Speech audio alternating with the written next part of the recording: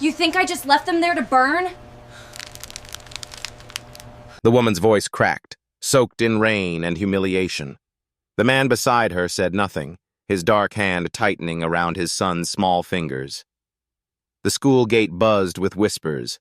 A mother clutched her designer umbrella and spat the words out like poison. Wherever she shows up, something catches fire. First that resort, now this classroom. I don't want my child anywhere near her. Or his boy. All eyes shifted to him then, to the tall black man in the faded work jacket, rain dripping from the brim of his cap. The single dad. The janitor. The one who had lost his wife in that very fire they were talking about. Emily swallowed hard, turning to him, mascara streaked, hair plastered to her cheeks. "Marcus," she whispered, breathless. Do you believe them? Do you believe I left them to die?" For a heartbeat, the world narrowed to the three of them.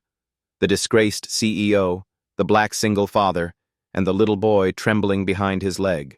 Back then, Emily had no idea that the man she was asking that question was tied to the same flames that had burned her life to the ground.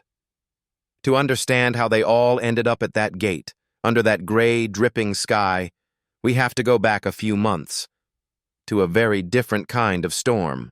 The first storm was not made of rain. It was made of headlines. Former resort CEO accused of negligence in deadly fire. Blue Shore Resort. Tragedy. Who is Emily Tran? The articles never printed the smell of burned fabric or the way a siren could slice through the night and yank her back into that lobby full of smoke. They didn't print the way her hands shook when she tried to put her key in the lock of her small rented room, or the way she stared at her phone waiting for a call that never came, from the board, from her friends, from anyone. They just printed her face, the villain of the month. Emily had built Blue Shore Resorts from almost nothing. A scrappy first-generation girl from a flooded little town who thought if she worked hard enough, earned enough, controlled enough, she could outrun the storm that had taken her parents. She'd climbed and clawed her way into glass offices and beachfront boardrooms. And then one night, one fire, and the board had pushed all the blame into her hands and slammed the door.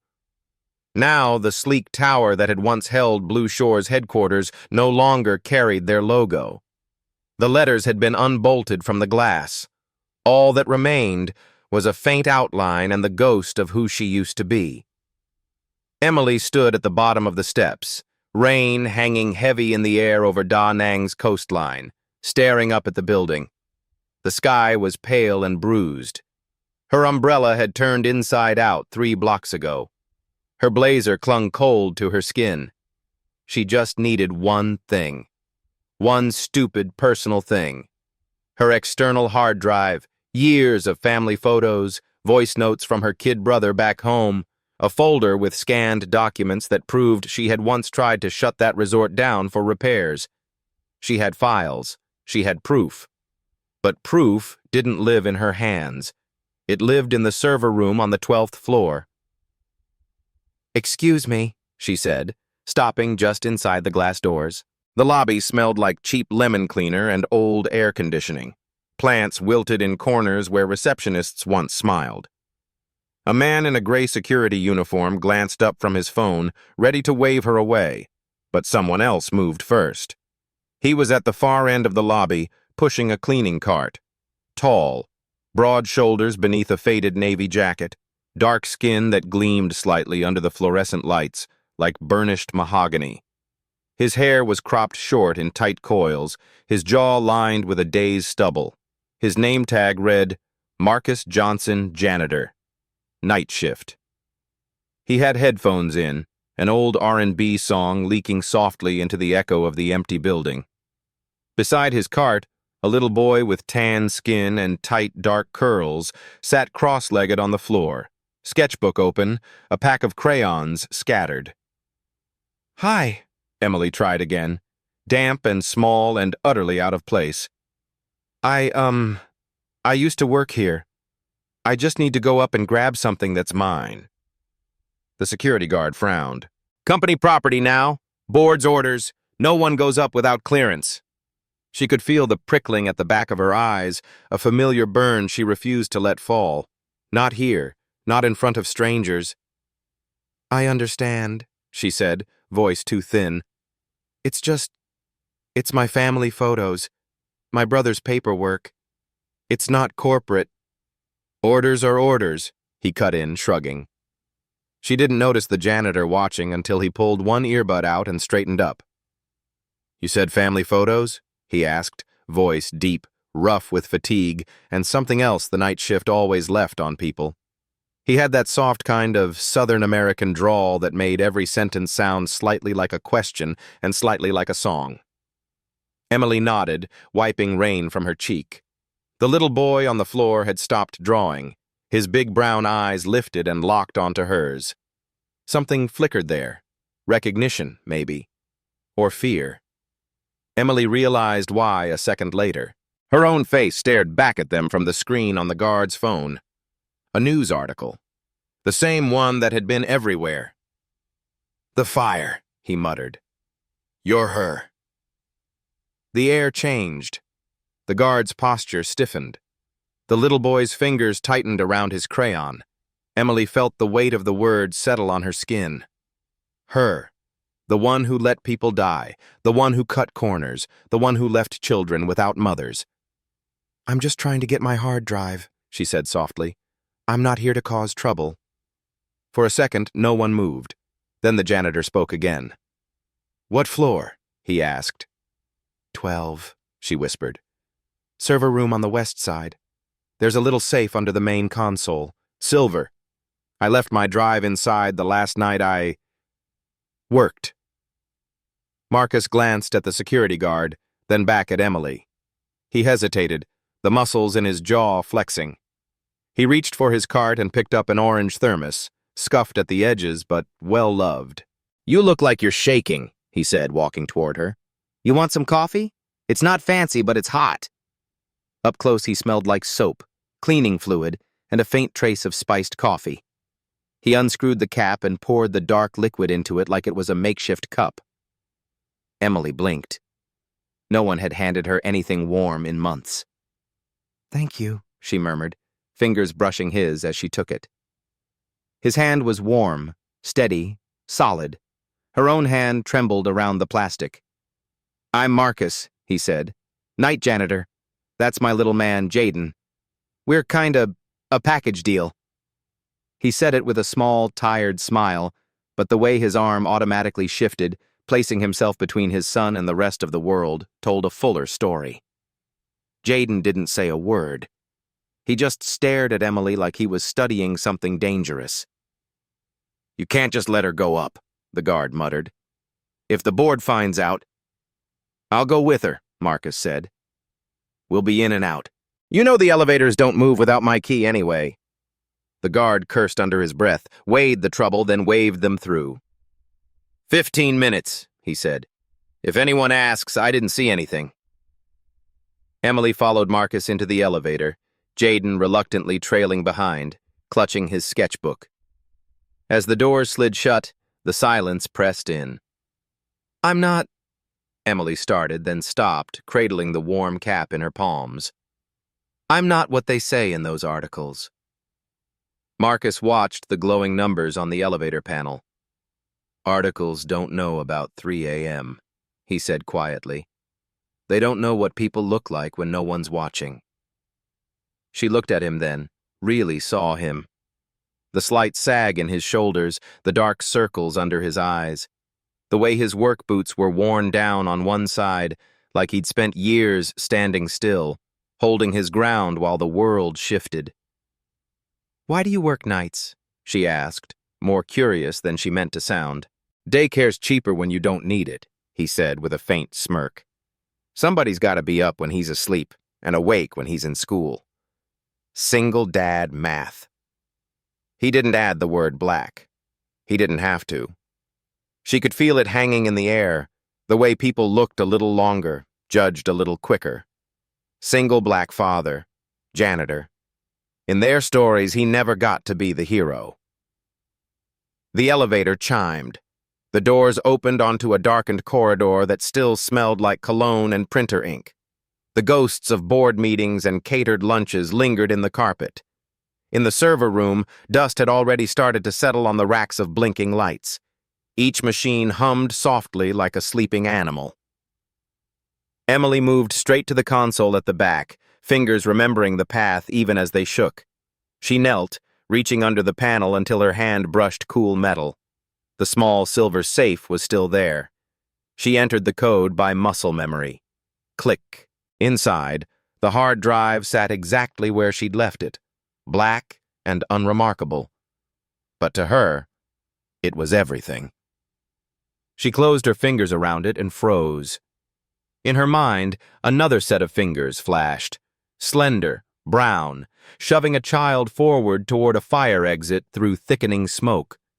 A woman's voice yelling, "Run, baby, run!" before a wave of heat swallowed the lobby. Emily squeezed her eyes shut. Not now. Not here. Behind her, Jaden whispered, low and sharp, "Dad." Marcus had stiffened near the doorway. His eyes weren't on Emily. They were on a framed photograph leaning crooked on a nearby shelf. An old publicity shot the cleaning crew must have found and propped up. Blue Shore Resort, lit up under a night sky, fireworks exploding overhead. Jaden stared at it, breathing faster. "That's it," he whispered. "Dad, that's where—" His voice trailed off, the word "Mom" dying in his throat. Emily turned, clutching the drive, and saw the picture. Saw Jaden's trembling hands. Saw Marcus's face tighten with a pain so deep it was almost invisible, except for the way his eyes wouldn't quite meet hers. You stayed at Blue Shore?" she asked quietly. Marcus's jaw worked. "Once," he said. "For a weekend. For my wife's birthday. First vacation we could afford. She thought it was a sign, that things were finally turning around." He let out a short, humorless laugh. "Turns out she was right. Just not the way we hoped." Jaden looked up at Emily then, fear and accusation tangled in those wide eyes. "My mom died there," he whispered, like confession or curse. "In your hotel." The hum of the servers faded. All Emily could hear was the phantom shriek of a fire alarm. She opened her mouth to speak, but nothing came out. No apology could reach that far back. No explanation could resurrect a heartbeat. Marcus stepped closer to his son and put a hand on his shoulder. "That's enough for tonight, Jay," he said gently. "We got what she came for." For a flicker of a second, Emily saw it. The way his hand rested, steady and sure, the way his body shifted to shield his boy from the weight of the room. A black father, standing in the ruins of a company that had taken his wife, still choosing to be soft where he could have turned to stone. She pressed the hard drive to her chest. "Marcus," she whispered, voice raw. I tried to close that resort down. I filed reports. I begged them to fix the alarms. I never wanted—" "Don't," he said, a little too quickly. "Don't explain it to me here. Not in this room." He wasn't cruel, just tired. The kind of tired that settled in bones, not muscles. They rode the elevator down in silence. By the time they reached the lobby, Emily had the first piece of her old life in her hands, and the first face she couldn't stop seeing whenever she thought about the fire. A little boy with big brown eyes clutching a sketchbook, staring at her like a ghost. She saw them again a week later, but this time it wasn't in a glass tower. It was in a hospital corridor. Da Nang General smelled like disinfectant and overcooked noodles. The fluorescent lights flickered against peeling paint. Rain hammered the windows in waves, turning the city outside into a blur. Emily sat on a plastic chair outside a doctor's office, her kid brother's test results clutched in shaking hands. He was fine, just a minor infection, easily treated. But when you've already lost everyone once, even a fever felt like a knife. A familiar orange thermos flashed in the corner of her vision. She looked up. Marcus walked down the corridor, the same worn boots, the same deep brown skin that seemed to catch every bit of bad lighting and turn it gentle. Jaden shuffled beside him, clutching a crumpled drawing. "Hey," she said before she could stop herself. Marcus paused. A small, surprised smile tugged at his mouth. "Hey," he replied. "You stalking my thermos?" Emily's laugh came out shaky but real. "It's very noticeable," she said. "Kind of hard to miss." Jaden lingered half behind his father's leg, like the hospital walls might lean in. His eyes flicked to Emily's face, then away again. "You okay?" Marcus asked, nodding at the papers in her hand. "Yeah," she said quickly. "My brother, false alarm." He adjusted the strap of his backpack, the orange thermos hanging loosely from his hand. "You?" she asked. Marcus hesitated, then he nodded toward his son. "Therapy appointment. Fire stuff," he said simply. "Kids don't forget like we hope they will." He ruffled Jaden's hair. "Doc says it helps to talk, or draw, or something." Almost on cue, a loud beep sounded from down the hall. A heart monitor. A cart. Nothing like a fire alarm. But Jaden flinched as if someone had slammed a door beside his head. Emily saw Marcus's hand move without thinking, covering the boy's ear, leaning down to murmur something low and steady. It was such a small thing. But something in her chest shifted. "They blame him, don't they?" she heard herself say. "At school." Marcus's eyes met hers, the answer already there. "He's the weird kid who screams when the drill goes off," he said. "The one whose mom died in the big fire on TV. They whisper. Kids repeat what they hear at home." He shrugged, but it was stiff. "Single black dad with a kid who jolts at every loud sound? Folks like their tragedies simple. Easier if we're the problem." Emily swallowed. The articles had painted her as the villain, but when she stepped back, she saw the picture they'd painted of him, too. Faceless victim's husband. Grieving father. Tragic side note. Or worse, some lower-class statistic dragging his trauma everywhere. "What does he like to draw?" she asked, nodding toward the paper in Jaden's hand. Marcus glanced down. "Show her, Jay," he said softly. Jaden hesitated, then came a step closer and uncrumpled the page. It was a beach, drawn in messy crayon strokes. Blue waves, yellow sand, a bright red sun. Two stick figures held hands under a cheap beach umbrella. "Is this you and your dad?" Emily asked gently. Jaden nodded quickly. "It's beautiful," she said. She waited for him to mention a third figure. A mother, a woman. But there was only empty space. No matter how many pages he filled, he never drew her. Emily's throat tightened. "Maybe," she said slowly, "next time you could draw someone else, too.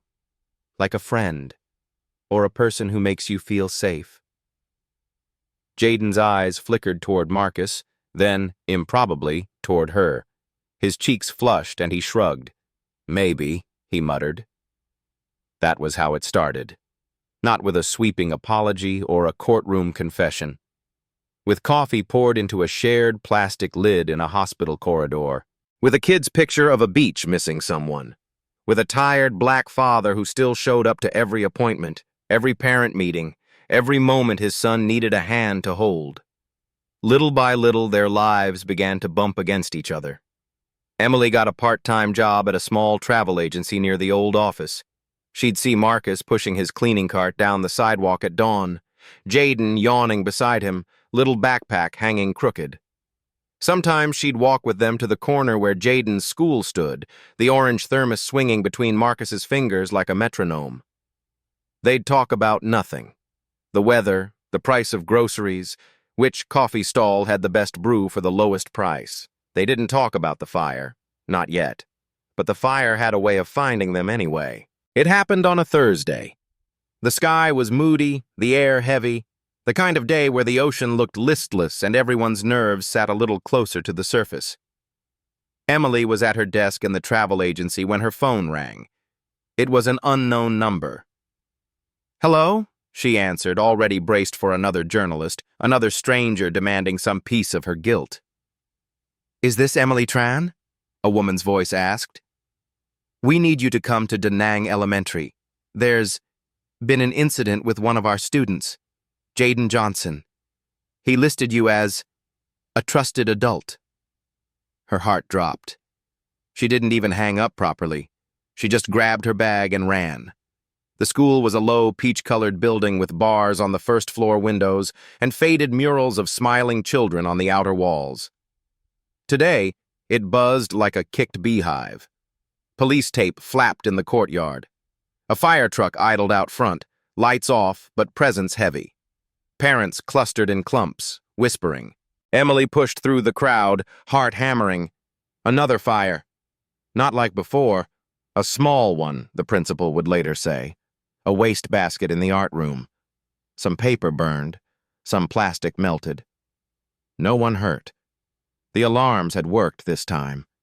But people didn't need facts when they already had a story they liked. She found Marcus on the front steps.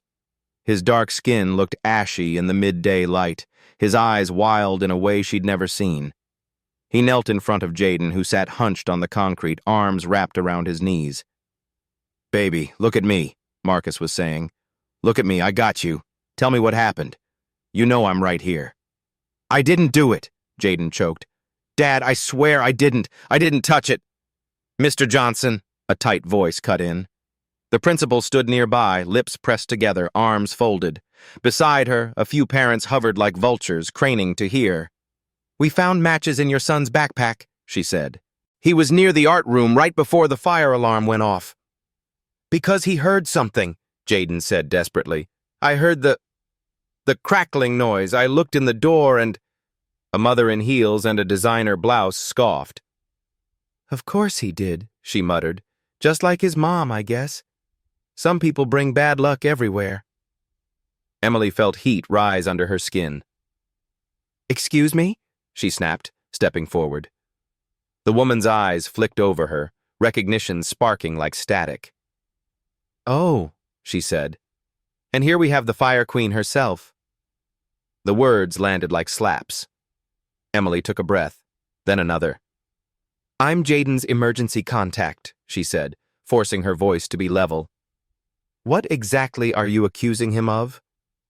"We're not accusing," the principal said quickly. "We're investigating, but it's concerning. Given the trauma he's already experienced, some children act out. Attention-seeking behavior. You understand?"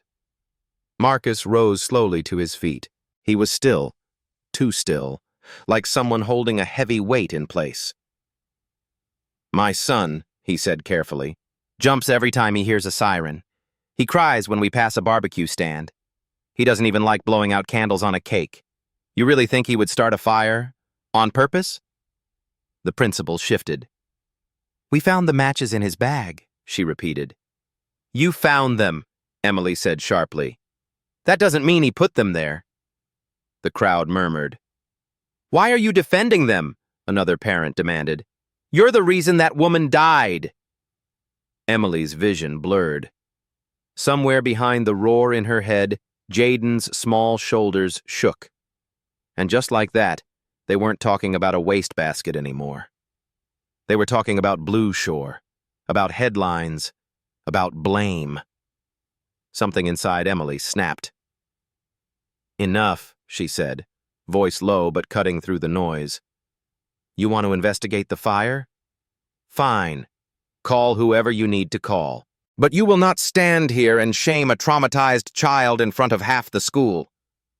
She dropped to a crouch in front of Jaden, meeting his eyes. "Jaden," she said softly, "look at me." He lifted his face, streaked with tears. "Did you light anything?" she asked. "Any match? Any lighter? Tell me the truth. I can handle the truth, okay?" but I need it to be real. He shook his head so fast his curls bounced. No, he sobbed. I was walking past and I heard something, like when the curtains caught fire at the hotel. I looked in, and there was smoke in the trash can, and I ran to tell Ms. Lynn, but the alarm started and... His words tumbled over each other, choking on memory. Emily looked up at Marcus. He met her gaze, something like shame and gratitude and helpless anger all mixed together. It was then, in that fragile moment, that the woman in the heels whispered just loudly enough for everyone to hear. Wherever she goes, something burns. Maybe those two deserve each other. The world narrowed. Rain began to fall, slow and heavy. Emily's voice shook as she turned to Marcus. You think that too? She asked. You think I just left her to burn? That was the question at the gate, the one that cracked everything open. Marcus swallowed, his dark throat working. He looked at his son. This boy caught in the crossfire of adult mistakes. He looked at Emily, eyes raw, shoulders squared as if bracing for another blow. He could have said yes. The world had already decided for him. Instead, he took a breath. I think, he said slowly, that a building doesn't catch fire because one person breathes wrong. And I think I'm tired of letting rich men in suits walk away while we all fight in the ashes. Silence rolled over the courtyard. It was the first time he'd ever said anything like that out loud. The first time Emily saw that his grief wasn't just a quiet storm inside him. It had shape, focus, intention. The principal cleared her throat. For now, she said stiffly, Jaden will be sent home until we finish our review. Perhaps some distance will be best for everyone. Marcus's jaw clenched. Emily could see the choice forming behind his eyes. Distance would be easy. He could walk away, take his son, his pain, his orange thermos, and disappear from her messy orbit. But that wouldn't fix anything. Okay, he said finally. You do your review. Meanwhile, I want to see the security footage from that hallway, and I want written statements from the teachers on duty. That's not how... And I, Emily cut in, am going to look at some old files, the ones about my fire, because something about all of this feels very familiar. The principal blinked, thrown off balance. Emily stood, held out a hand to Jaden. You coming? She asked gently. He hesitated only a second before slipping his small, shaking hand into hers. Marcus watched them, something fragile and dangerous blooming in his chest. Trust. The next weeks were a patchwork of late nights and early mornings. Emily sat at her tiny kitchen table, the hard drive Marcus had helped her retrieve plugged into a battered laptop. Lines of emails glowed on the screen, old reports she'd filed about faulty alarms, requests for maintenance, budgets that had been slashed just for this quarter. She found an email chain she barely remembered starting. Subject, urgent, fire alarm malfunctions at Blue Shore Coastal. Her own words stared back at her. We need to shut down occupancy until the system is fully inspected. I won't sign off on full capacity with the alarms going off randomly. Below that, a reply from the deputy director, time-stamped late at night. We can't afford a closure in peak season. We'll patch it. Guests won't know the difference. Don't overreact, Emily. But there was something odd. The timestamps didn't line up with the system log files. Someone had altered them, smoothed the timeline, made it look less urgent, less dire. She dug deeper. Between documents, she thought about Marcus. She thought about the way his shoulders eased, just a little, when Jaden fell asleep on his chest during group therapy. About how he never complained about the extra shift, just picked up his mop and did what needed to be done. At night, he went through his own form of archives. Bills, insurance forms, old legal letters, everything they'd sent him after the fire. We regret your loss. We deny responsibility. We cannot confirm negligence. He'd accepted them once. because what else could he do? Now, with Emily pushing files across his kitchen table, their fingers occasionally brushing, everything looked different. "Look at this," she said one evening, pointing to a spreadsheet. "They logged a system check the morning of the fire, but my emails show I was still begging them to bring in an outside inspector." Marcus squinted at the screen, his dark brows drawing together. "So they lied," he said. "On paper." "They covered their backs," she corrected, "and shoved the blame onto mine." He leaned back, exhaling. "You're really doing this," he said, "all over again." "I don't know how not to," she admitted. "I tried pretending my life was starting over. New job, new apartment, new routine. But every time I hear a siren, I see the lobby. I see your wife. I see—" She stopped, swallowing down the image of Jaden's small hands pressed against her coat at the schoolyard.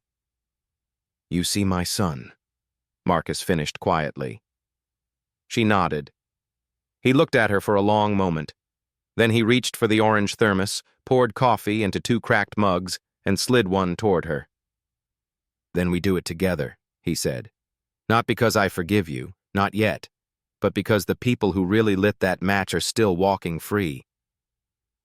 For the first time since the fire, Emily didn't feel like she was drowning alone.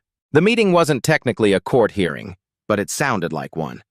They held it in a mid-sized conference room in a government building, a pale room with buzzing lights and too many chairs.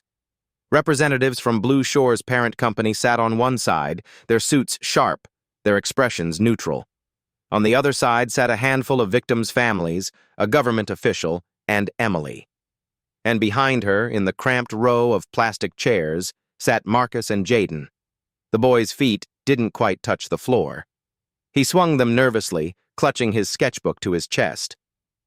"Ms. Tran," the official said, adjusting her glasses, "you requested this review of the incident based on new information?" Emily's palms were sweating. She gripped the folder in her hands, printed email chains, log discrepancies, copies of maintenance warnings. "Yes," she said. "I believe the fire at Blue Shore Coastal was not the result of one manager's negligence, as previously concluded.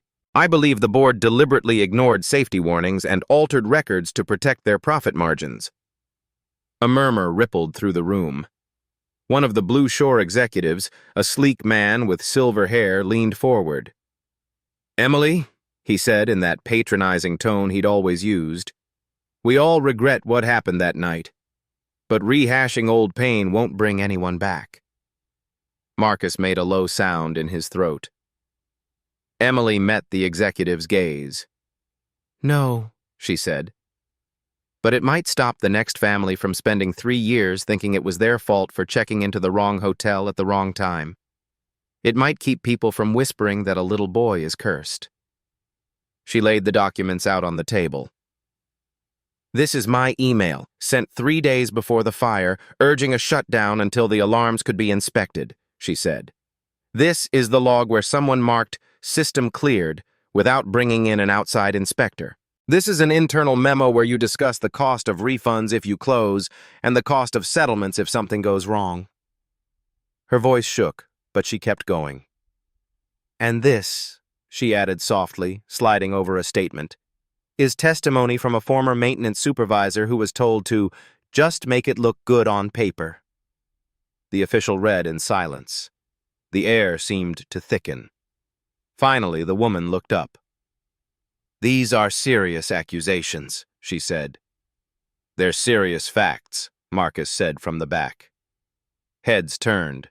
His dark frame seemed almost too big for the plastic chair, but his presence filled the room. He rose, the cheap fluorescent light catching on his skin, turning the worry lines on his face into something carved and steady. "My name is Marcus Johnson," he said. "My wife, Ava Johnson, died in that fire. She died trying to push our son through a smoke-filled hallway." His voice broke for just a second, then steadied. "For 3 years, I've let everyone point to this woman," he motioned at Emily, "and say, there, that's who did it. Because it was easier than trying to fight you all. Easier than going up against money and lawyers and polished statements. He took a breath. But I have sat in therapy with my son. I have watched him relive that night every time a siren goes off. I have watched people cross the street when they see me holding his hand, like grief might be contagious. And I am done letting the wrong person carry the weight so your share prices don't drop. His words landed heavier than any spreadsheet. Jaden clutched his sketchbook so hard the paper crinkled. Emily felt tears sting her eyes. The executive's jaw tightened. "What exactly are you suggesting?" he asked. "I'm suggesting," Marcus said, "that you tell the truth, on record, that you admit you overruled safety recommendations, that you clear this woman's name."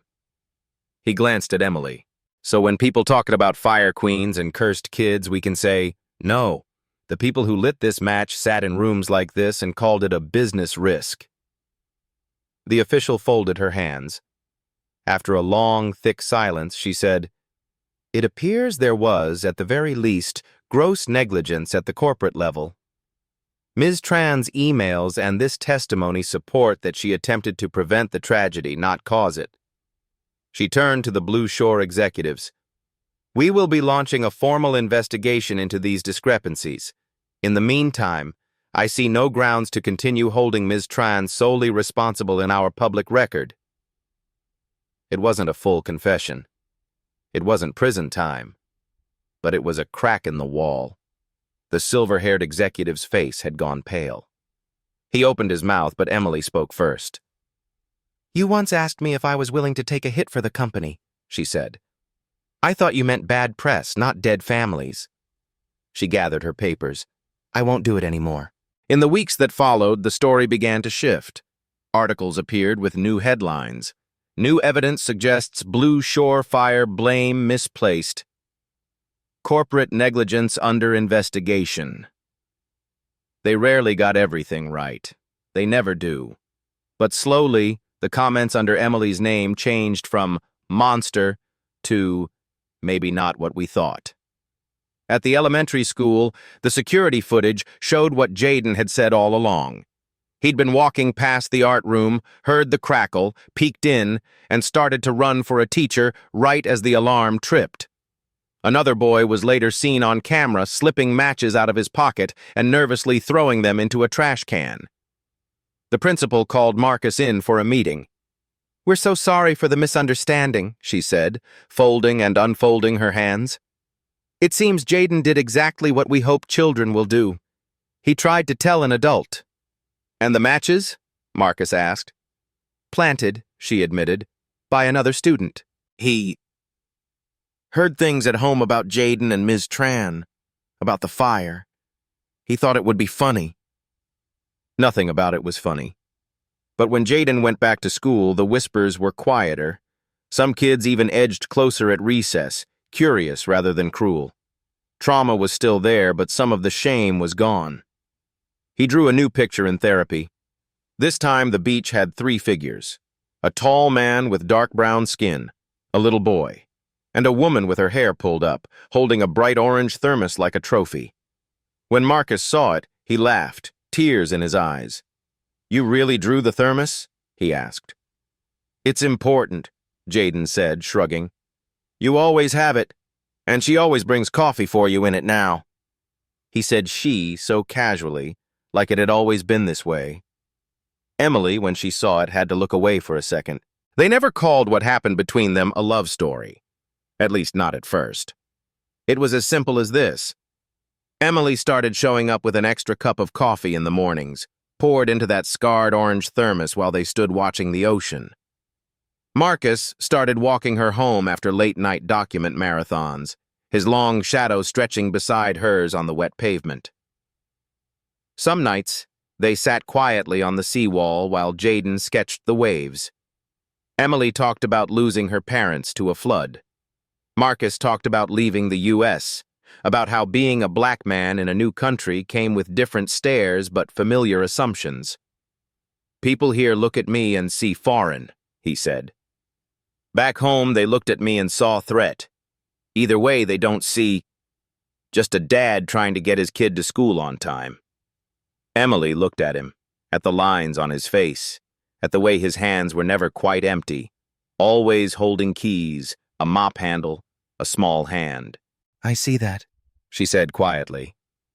He glanced at her, something warm flickering behind his eyes. Yeah, he said. I know.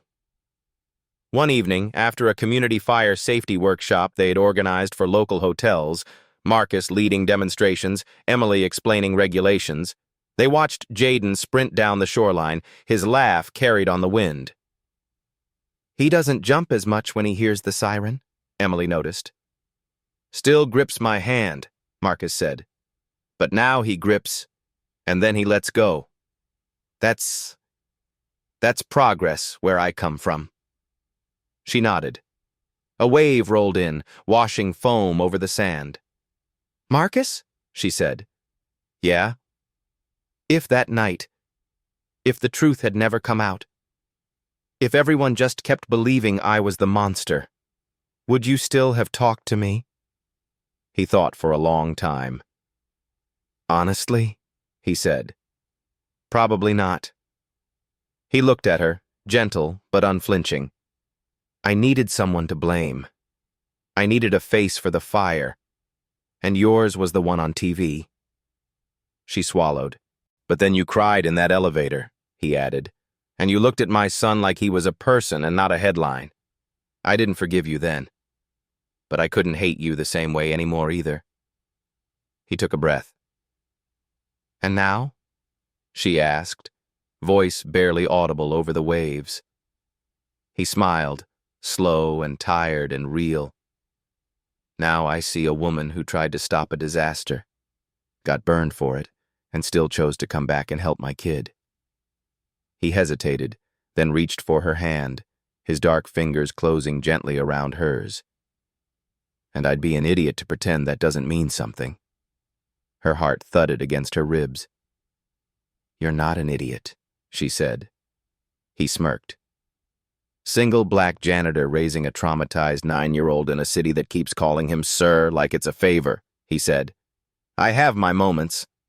They both laughed, the sound mingling with the crash of the surf.